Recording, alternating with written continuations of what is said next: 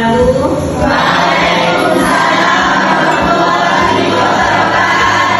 Selamat siang anak-anak. Siang Ibu. Gimana kabarnya? Alhamdulillah. Mata kuliah kita hari ini adalah Basic Syariah Manajemen. Hari ini kita akan membahas tentang sub CPMK 301, yaitu mampu menjelaskan manajemen syariah dan manajemen konvensional. Sebelum kita masuk materi, saya ingin bertanya, menurut kalian, apakah semua organisasi di masyarakat dikelola dengan baik sudah pasti menerapkan manajemen syariah? Mengapa? Ada yang bisa jawab? Kalau menurut saya itu belum tentu, karena organisasi yang dikelola dengan baik hanya menunjukkan bahwa manajemennya efektif dan efisien. Namun, manajemen syariah tidak hanya menekankan pada efektivitas, tetapi juga harus berlandaskan Al-Quran dan Sunnah. Kemudian menjunjung tinggi kejujuran, keadilan, amanah, serta menghindari praktik yang dilarang oleh syariah. Bagus sekali ya jawaban teman-temannya. Jadi manajemen syariah memiliki dimensi spiritual dan moral yang menjadi pembeda utama dari manajemen konvensional. Ada lagi?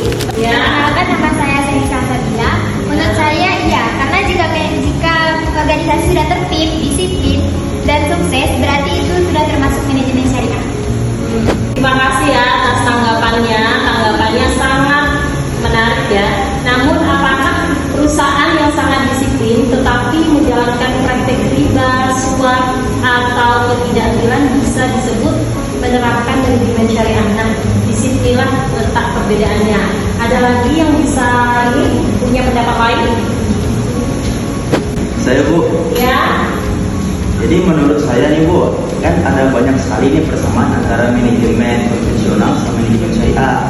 Dan persamaannya tuh kayak fungsi perencanaan, terus pengorganisasian, dan juga pelaksanaan, terus pengawasan juga itu sama Bu.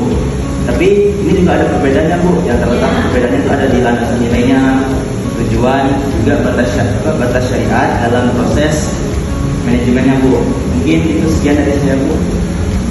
Sangat baik sekali ya, terima kasih atas tanggapannya. Secara fungsi, manajemen memang sama, tetapi manajemen syariah menambahkan dimensi ibadah, akuntabilitas kepada Allah Subhanahu wa Ta'ala, serta nilai-nilai etika Islam dalam setiap aktivitas organisasi. Dari jawaban kalian terlihat bahwa sudah ada gambaran awal mengenai perbedaan manajemen syariah dan manajemen konvensional. Namun, apakah pemahaman kita sudah tepat dan komprehensif? Untuk itu, mari kita simak terlebih dahulu video pembelajaran berikut. Selamat menonton ya.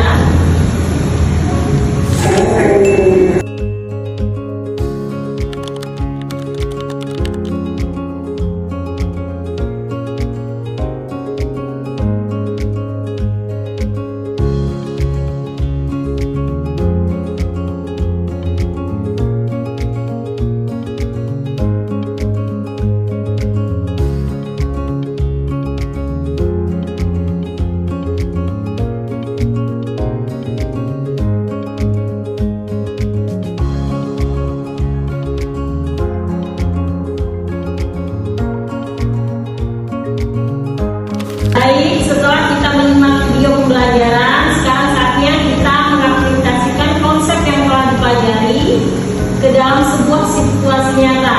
Saya ingin kalian berdiskusi dalam kelompok mengenai kasus berikut. Yang pertama yaitu bayangkan kalian adalah tim manajemen sebuah koperasi syariah. Tugas kalian adalah merumuskan kebijakan yang akan diterapkan agar koperasi tersebut benar-benar mencerminkan prinsip-prinsip manajemen syariah, bukan hanya menggunakan label syariah. Menurut kelompok kalian, kebijakan apa saja yang perlu diterapkan? Jelaskan alasan kalian berdasarkan konsep manajemen syariah yang telah dipelajari. Yuk.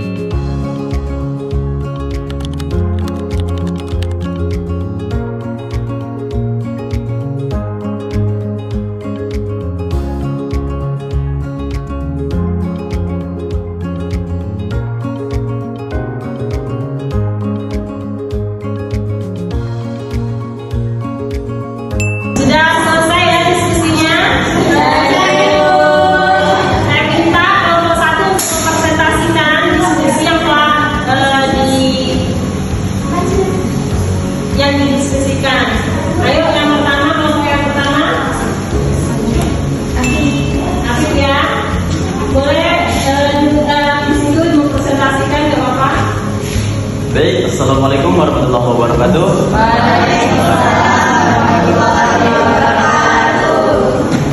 Di sini saya akan mempresentasikan apa yang telah kami dapat dari hasil diskusi yang telah kami lakukan. Jadi, apabila kami menjadi tim manajemen koperasi syariah, kami akan menerapkan beberapa kebijakan. Di antaranya itu yang pertama tuh, seluruh kegiatan usaha harus menggunakan akad yang sesuai syariah dan menghindari riba, gharar serta maisir. Yang kedua, setiap kebijakan penting diambil melalui musyawarah agar keputusan yang dihasilkan lebih adil dan transparan. Yang ketiga, kami akan menerapkan budaya kerja Islam, menerapkan budaya kerja Islami seperti amanah, jujur, disiplin, dan juga bertanggung jawab. Keempat, laporan keuangan harus disampaikan secara terbuka kepada anggota agar tercipta kepercayaan. Menurut kelompok kami, koperasi syariah tidak cukup hanya memiliki nama syariah, tetapi seluruh sistem pengelolaannya juga harus sesuai dengan prinsip-prinsip Islam. Mungkin itu sekian dari saya. Wassalamualaikum warahmatullahi wabarakatuh. Sekalian diskusi untuk kelompok 1. Sekarang kami persilahkan untuk kelompok 2 untuk mempresentasikan siapa kelompok 2. Saya dari kelompok 2 akan menjelaskan hasil dari kelompok kami. Kelompok kami berpendapat bahwa kebijakan yang paling penting adalah membangun sumber daya manusia yang memahami nilai-nilai syariah. Oleh karena itu, kami akan mengadakan pelatihan rutin tentang etika kerja Islami, memberikan penghargaan kepada karyawan yang berintegritas, dan memastikan hak serta kewajiban karyawan dipenuhi secara adil. Selain itu, kami akan membentuk mekanisme pengawasan syariah untuk memastikan seluruh kegiatan koperasi sesuai dengan ketentuan syariah. Kami juga akan menyeimbangkan antara pencapaian keuntungan dan kemaslahatan antara anggota sehingga koperasi tidak hanya mengejar profit tetapi juga memberikan manfaat bagi masyarakat. Baik, terima kasih atas partisipasi dan diskusi yang telah kita lakukan hari ini. Dari pemaparan setiap kelompok kita dapat menyimpulkan bahwa perbedaan manajemen syariah dan manajemen konvensional bukan hanya terletak pada istilah atau label syariah. Perbedaan yang paling mendasar terletak pada landasan, tujuan, nilai-nilai dan cara penerapannya dalam organisasi.